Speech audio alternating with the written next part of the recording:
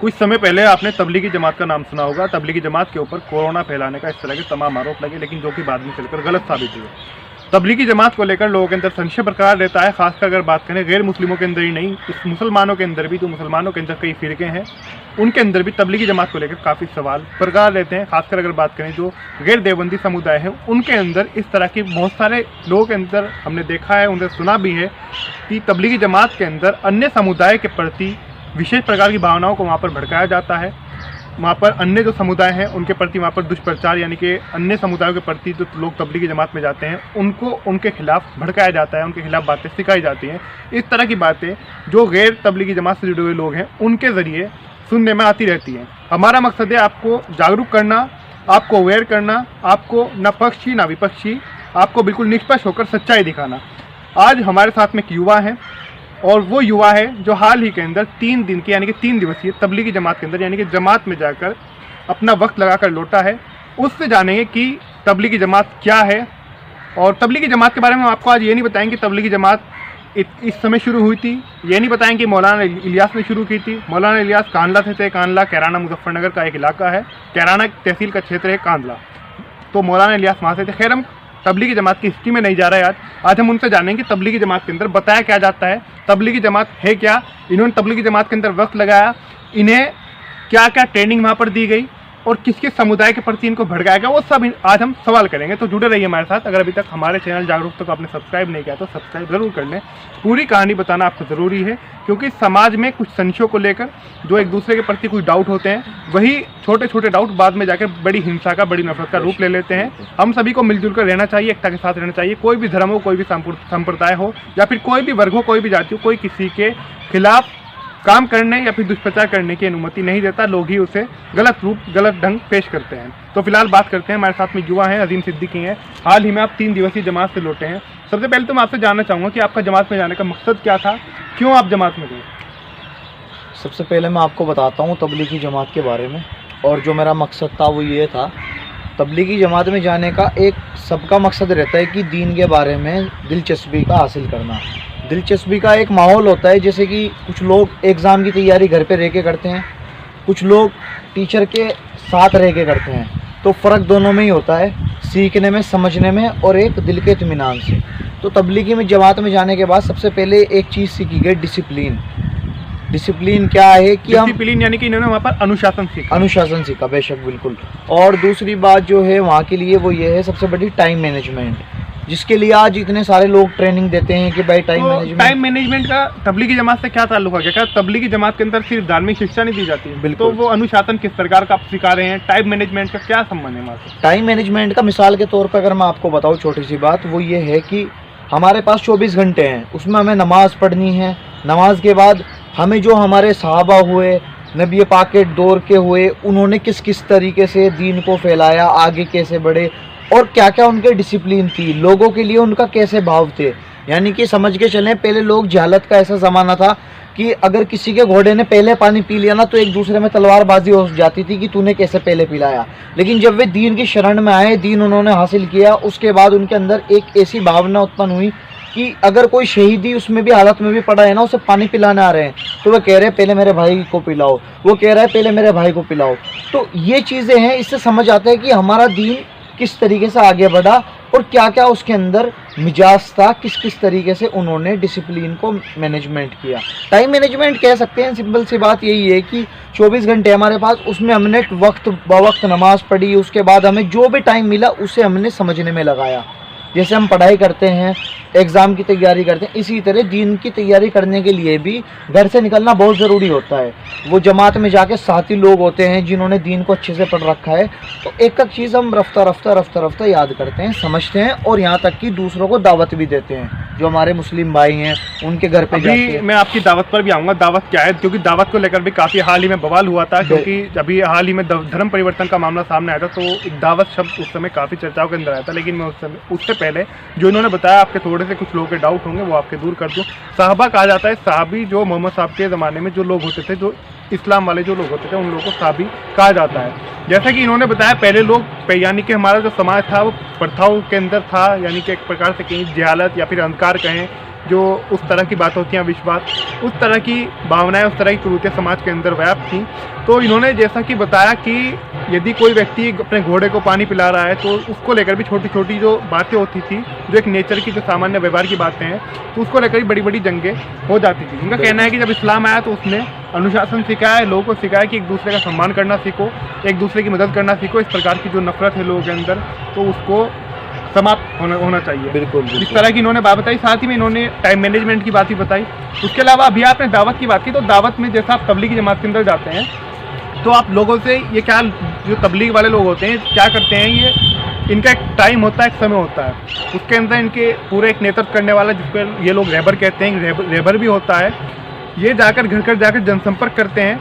उसके बाद में ये तबलीग यानी कि इस्लाम की जो होती है वो दावत देते हैं। इस्लाम की दावत से यहाँ पर मतलब है कि जाकर बताते हैं कि आओ नमाज की ओर आओ, आओ जो अन्य काम है, बिल्कुल, जैसे कि बिल्कुल। कोई व्यक्ति है कि बिल्कुल नमाज नहीं पढ़ता जी, है या जी, फिर झूठ बिल्कुल। बोलता है, हाँ, बिल्कुल। या फिर उसके अलावा जितनी बुराइयां से रोकना, जो इस्लाम के अंदर बताया है, उसका प्रचार करते हैं। और ज़्यादा मैं इनसे विस्तार में समझता हूँ। आपने भी जनसंपर्क किया होगा, आप भी वहाँ पर गए होंगे जहाँ पर भी आप जमात में गए थे, तो क्या मकसद है दावत का? आपने दावत के अंदर लोगों को क्या बताया, क्या इसके परिणाम होते हैं, क्या है? दावत का जो मेन मकसद होता है वो ये होता है कि जो हमारे भाई हैं, मुस्लिम हैं, मुस्लिम समाज के लोग हैं, ठीक है, 5 वक्त की नमाज है। सबसे पहले मेन चीज़ है 5 वक्त की नमाज।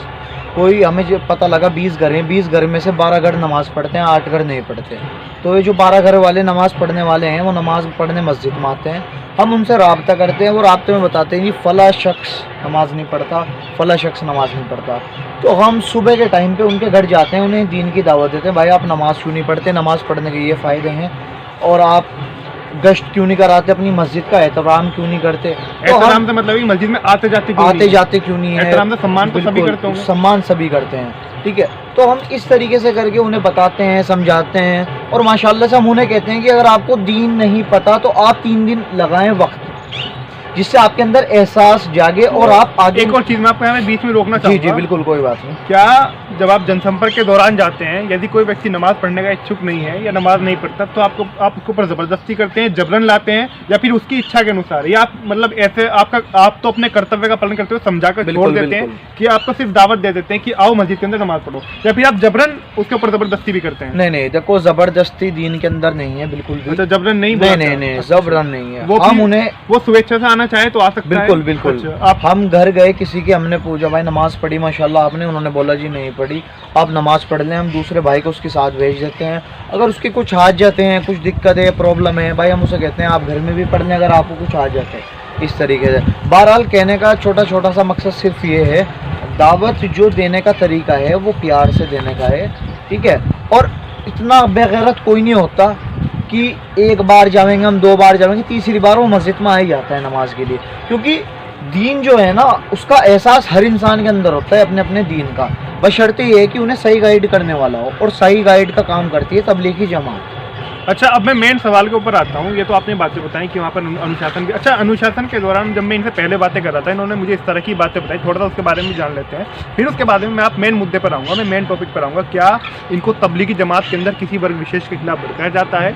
अगर हम बात करें मुस्लिम समाज से अलग, अगर हम गैर मुस्लिमों की भी यहाँ पर बात ना करें, आप में से कुछ लोग सोच रहे हैं कि गैर मुसलमानों जो भी हैं, चाहे उसके अंदर हिंदू समुदाय आ जाए, जैन आ जाए, सिख आ जाए, ईसाई आ जाए, कुछ लोग के अंदर ऐसी मतलब बातें व्याप्त हैं कि वहाँ पर इनके खिलाफ तो वहाँ पर ट्रेनिंग दी जाती है, इनके खिलाफ वहाँ पर भड़काया जाता है। लेकिन अगर हम इस चीज़ को भी छोड़ दें, इस चीज़ को भी अलग रख दें, सवाल भी मैं इनसे करूँगा, लोगों के अंदर ये भी सवाल है कि वहाँ पर जो मुसलमानों के अलग मसलक है, बरेलवी है, या फिर इसके अलावा जमात इस्लामी है, या फिर इसके अंदर शिया समुदाय है, कि इनके खिलाफ भी वहाँ पर भड़काया जाता है। ऐसा कहा जाता है कि इनके यहाँ का आप खाना मत खाओ, इनके यहाँ का आप पानी मत पियो, इनसे मत मिलो, इनसे मत जुलो, इनके यहाँ जो विवाह समारोह होते हैं उनके अंदर मत जाओ, इनके जो बच्चे होते हैं उनको अपना दोस्त मत बनाओ। इस तरह की बातें होती हैं। क्या वो बातें सच हैं, कितनी झूठ हैं, उन सब बातों के ऊपर भी मैं लौटूंगा। लेकिन जब मैं भी इनसे बात कर रहा था, उससे पहले इन्होंने मुझे अनुशासन के बारे में थोड़ा सा बताया कि अनुशासन किस तरह का अनुशासन वहाँ पर इनको सिखाया जाता है। जैसे कि अभी इन्होंने मुझे बताया था कि टॉयलेट के अंदर जब जाना है, जब शौचालय जाना है तो सिर ढक के जाना है, पानी बैठकर पीना है, खाना बैठकर खाना है। तो इस तरह की इनसे काफ़ी बातें बताई। तो वो सब बातें क्या हैं, क्या आपको वहाँ पर अनुशासन सिखाया जाता है? जी, मैं बताता हूँ आपको। सबसे पहले ये होता है सुबह का वक्त होता है, जिसे सूर्य उदय का समय भी कह सकते हैं, जिसे हम ब्रह्म मुहूर्त का भी समय कह सकते हैं, हमारे आम भाषा में कहते हैं तहज्जुद का समय। उठ के नमाज पढ़ी, नमाज के बाद आदमी क्या कर रहा है? ये समय है जो मुसलमानों के अंदर पहली जो नमाज होती है फजर की नमाज, उससे लगभग 1 घंटे पहले, एक घंटा तो वो जो दान होती है उससे 1 घंटा पहले, इससे 1 घंटा पहले का। उसमें क्या करते हैं? वुजू करके नमाज पढ़ना। अब देखो ठंडी हो रही है बहुत ज़्यादा, उसके बाद भी आदमी वुजू कर रहा है। उससे पता है कि वुजू करने से कितने फ़ायदे हैं मुझे। फ़ायदा होने के बाद हम नमाज अदा करते हैं। ये पहला डिसिप्लिन हो गया। अपने नफ्स को उठाना सुबह के वक्त, उस टाइम ऐसी गहरी नींद होती है, बताया जाता है कि ब्रह्म मुहूर्त में उठने वाले ना के बराबर होते हैं, तहज्जुद में उठने ना के बराबर होते हैं। जो उठता है वो अपने नफ्स पे एक तरीके से कहते हैं ना, अपनी ख्वाहिशों को ख़त्म करना, ये भी एक डिसिप्लिन का एक हिस्सा है। यानी कि जब निद्रा का सबसे ज़्यादा आनंद आ रहा होता है उस समय अपने आप को उठाकर ईश्वर की भक्ति के अंदर लीन करना, अल्लाह के सामने सजदा करना, तो ये तहज्जुद की नमाज सबसे पहले। क्योंकि वैसे भी अगर प्रकृति के रूप में हम देखें, आदमी को रात को सोना और दिन में सुबह सवेरे उठना ही अच्छा होता है। तो ये सब इनको उस तरह का जो डिसिप्लिन है, अनुशासन है, वहाँ पर तहज्जुद की नमाज के माध्यम से, तहज्जुद की नमाज के जरिए इनको वहाँ पर सिखाया जाता है। बिल्कुल। और तहज्जुद में उठने के बाद हम लोग फिर फजर की नमाज पढ़ते हैं, फिर उसके बाद हम तबलीग करते हैं। तबलीग क्या होती है, क्या करते हैं आप? तबलीग में हम जो बुक्स होती हैं, फ़ज़ाइल अमाल, जो इस्लामी किताबें हैं, उनको पढ़ के सुनाते हैं। उनको पढ़ के हम लोगों को सुनाते हैं, सहाबाओं की ज़िंदगी बताते हैं, जो कहानी है, जो जिस प्रकार से उन्होंने अपना जीवन व्यतीत किया। हाँ, बिल्कुल। वो पहले कैसे थे, फिर उन्होंने जब दीन में आए उन्होंने कैसे काम किया। उसके बाद हम गश्त करते हैं। गश्त होता है गश्त वही जिसका मैंने अभी आपसे जिक्र किया था, जनसंपर्क। लोगों के घर जाते हैं, लोगों के इनके जो मस्जिद से जुड़े हुए लोग होते हैं, यानी कि मस्जिद के जो आसपास का एरिया, मुस्लिम एरिया जो होता है, तो उसके अंदर जाते हैं। उसके अंदर जाने के बाद हम लोगों से मुख्तलिफ घरों में जाते हैं, उनसे मुलाकात करते हैं, उन्हें दीन की दावत देते हैं। उसके बाद आने के बाद हम खाना वाना खा के थोड़ा रेस्ट लेते हैं, आधे से पौन घंटे का। उसके बाद फिर से हम सीखना सिखाना करते हैं। अब नमाज पढ़ना है, नमाज कौन कैसे पढ़ रहा है। आधे होते हैं जिनमें नमाज नहीं आती, तो उन्हें नमाज का तरीका बताते हैं कि नमाज ऐसे पढ़ी जाती है। वो सही पढ़ते हैं, लेकिन एक लफ्ज़ों की अदायगी होती है, तरीका। कुछ लोग ऐसे होते हैं जिनको नमाज, यानी कि जिस प्रकार से नमाज पढ़ रहे हैं कि सजदा कैसे करना है, रुकू कैसे करना है, झुकना कैसे है, बैठना कैसे है, हाथ कानों तक कैसे ले जाने हैं, ये सब बताना, वजू कैसे करनी है, पानी कितना इस्तेमाल करना है, पानी ज़्यादा नहीं बहाना है, किस किस प्रकार से क्या करना है, ये सब उसके अंदर बताया जाता है। बिल्कुल जी, बिल्कुल। और इसके अलावा और अन्य क्या क्या बातें बताई जाती हैं? खाना पीना किस किस प्रकार से है, किस प्रकार से जो दूसरे लोगों के साथ कैसा व्यवहार करना है, वो उन सब बातों के बारे में बताइए। उन सब बातों के बारे में क्या बताया जाता है? उन सब बातों के बारे में ये बताया जाता है, सबसे पहले खाने के आदाब होते हैं कि खाने को तरीका क्या है। खाने का तरीका पहले सुन्नत तरीके का मतलब होता है जिस तरह हमारे मोहम्मद साहब खाते थे, मोहम्मद सल्लल्लाहु अलैहि वसल्लम जिस तरह खाना खाते थे, उनके तरीके से खाना खाना। अभी मैं आपकी बात को स्टॉप दूंगा 1 मिनट के लिए भी। यहाँ पर नमाज की बात चल रही थी, तो नमाज के अंदर एक और मैं आपको यहाँ पर जानकारी देती हूँ। लोग नमाज के अंदर क्या करते हैं, बहुत से लोग ऐसे होते हैं जो कि मुसलमानों का जो ग्रंथ है, जो कुरान जो किताब है, उसको पढ़े हुए नहीं होते। यानी कि वो लोग मतलब जैसा कि सब बच्चों को बचपन के अंदर पढ़ाया जाता है, तो वो बचपन में नहीं पढ़ पाते हैं, या तो उनको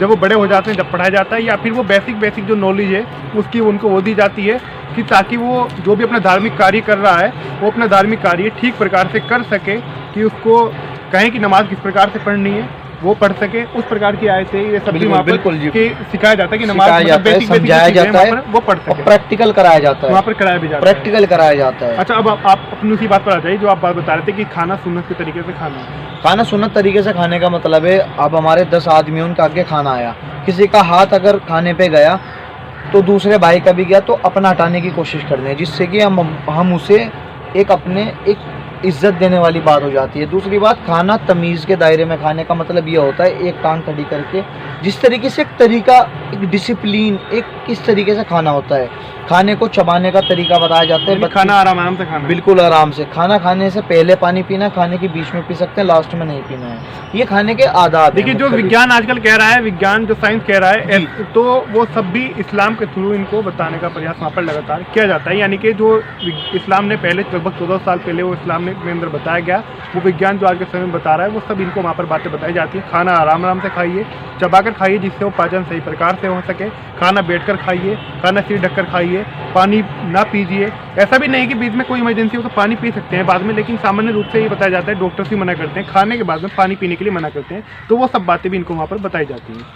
तो इसके अलावा खाने के अलावा वो फिर जो आपका नेक्स्ट स्टेप होता है, एक और मैं आपका अहम सवाल आपसे करूंगा मैं, ये तो आपने काफ़ी काम की बातें, काफ़ी अहम बातें आपने यहाँ पर बताई, क्योंकि ज़्यादा वक्त भी हो रहा है।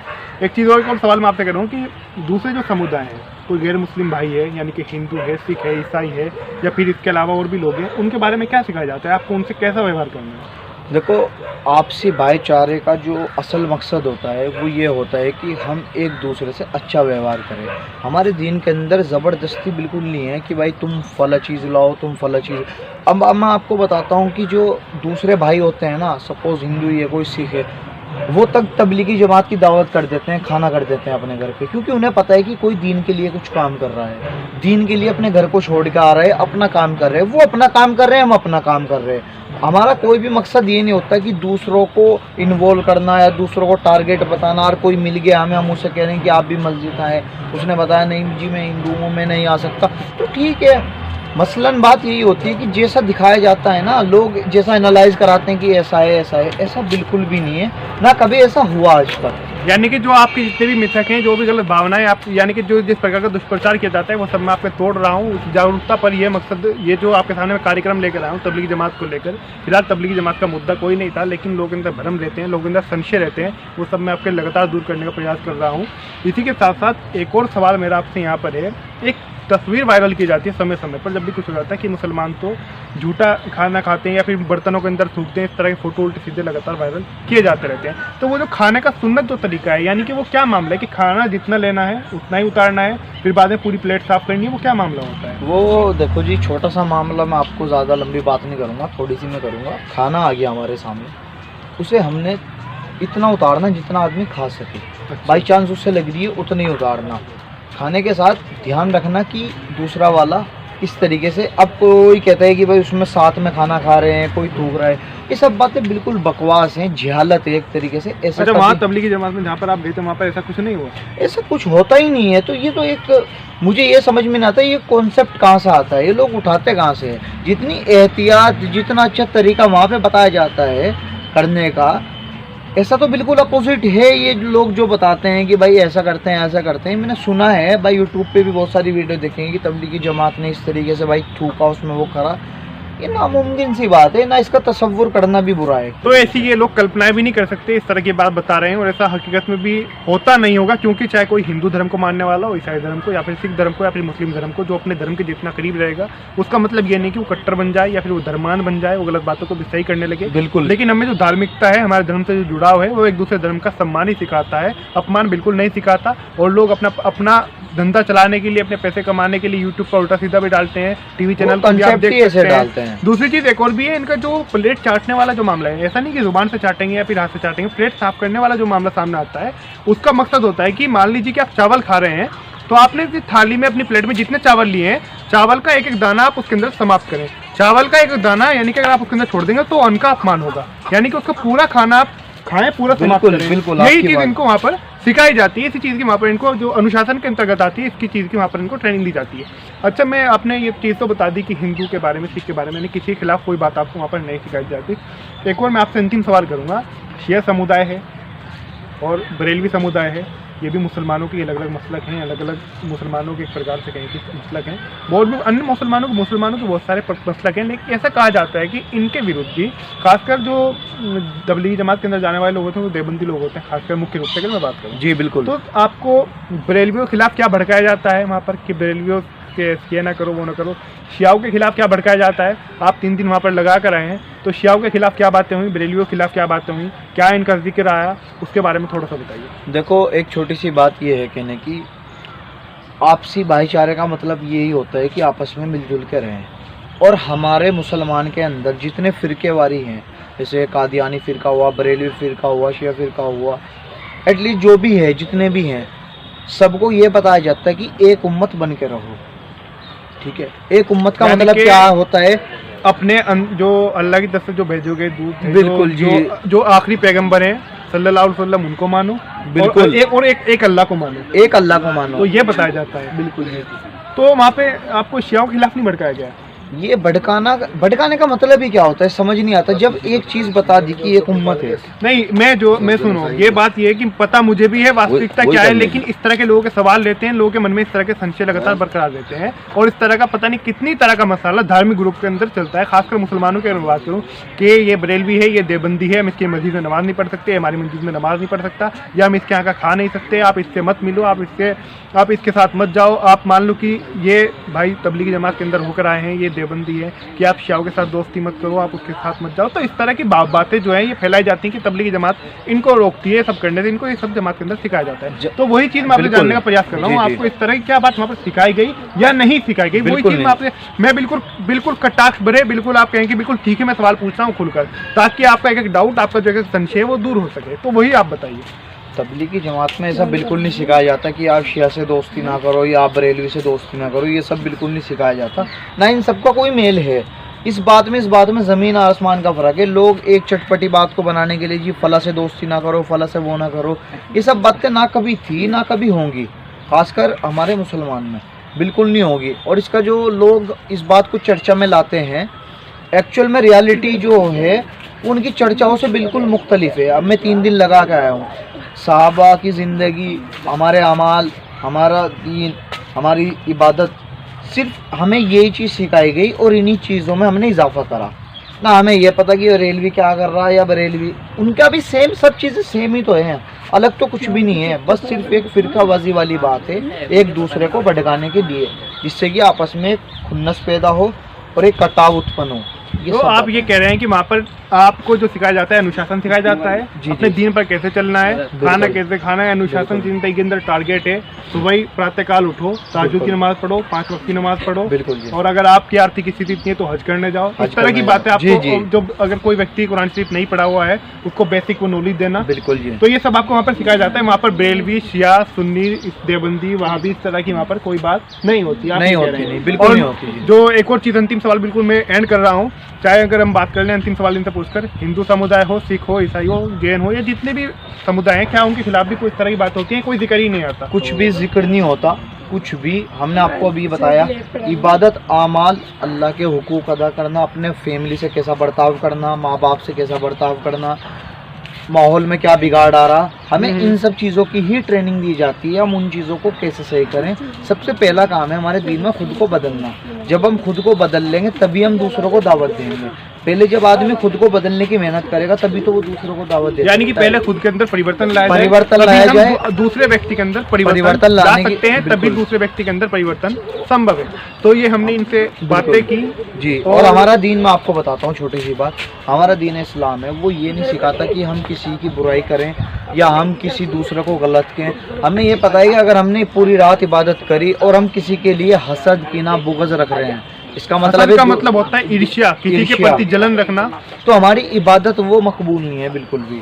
अब ये बताओ, जब हम छोटी छोटी इन बातों से परहेज करते हैं, ठीक है, उसके बाद इबादत करते हैं, तो हम किसकी बुराई कर सकते हैं, किसकी क्या कर सकते हैं? मेन चीज़ है बातों को सुनना, उसके बाद उन बातों पे अमल करना। यही जमात का एक तरीका होता है, और जमात में से आके हम फिर ये बातें करते हैं वहाँ पे। तो ये थी पूरी कहानी तबलीगी जमात की। तबलीगी जमात के ऊपर सब बात करते हैं कि कहाँ से शुरू हुई, कैसे शुरू हुई, क्या क्यों शुरू किया गया। बड़े बड़े, अगर कहें कि बड़ी बड़ी अखबारों के अंदर कटिंग भी आपने देखी होंगी, बड़े बड़े समाचार भी आपने देखे होंगे, बड़ी बड़ी बहस भी टीवी चैनल पर आपने देखी होंगी, लेकिन तबलीगी जमात के अंदर होता क्या है इस पर कोई बात नहीं करता। वही सच्चाई हमने आपको बताई। तो जुड़े रहिए हमारे साथ जागरूकता पर, और अगर अभी तक जागरूकता को सब्सक्राइब नहीं किया तो सब्सक्राइब जरूर कर लें। हमारा मकसद है आपको सच दिखाना। हम ना किसी के पक्ष में, ना किसी के विरोध में है, ना किसी के पक्ष में, ना किसी के विपक्ष में, ना किसी के विरोध में, ना किसी के समर्थन में। हम आपको बिल्कुल निष्पक्ष दिखाते हैं जो सच्चाई होती है। आप कोई भी हो, हिंदू हो, मुसलमान हो, हमें इस बात से मतलब नहीं। हमारे लिए एक नागरिक हैं, और सबसे बढ़कर अगर आप एक भारतीय नागरिक हैं, आप कहीं से भी, आप दुनिया में कहीं से भी हैं, हम भारतीय सभी को मानवता का संदेश देते हैं। और भारत के अंदर होने वाले चाहे जितने भी मजहब हैं, भारत विविध संस्कृतियों वाला देश है। यहाँ पर बहुत सारी विभिन्न प्रकार की संस्कृतियाँ जो है फलती फूलती हैं, सभी अपना धर्म आपस में प्यार के साथ लेकर मनाते हैं। लेकिन तबलीगी जमात के मामले को आपको बताना जरूरी था, क्योंकि लोगों के अंदर संशय प्रकार रहते हैं कि ये लोग दूसरों के प्रति मन के अंदर अपनी किस प्रकार की भावना रखते हैं। जो भी रखते हैं, मैंने इनसे खुलकर बिल्कुल सवाल पूछे, वो सब बातें मैंने आपको बताई। मुझे उम्मीद है कि आपके बहुत सारे डाउट दूर होंगे। तो जुड़े रहिए हमारे साथ जागरूकता।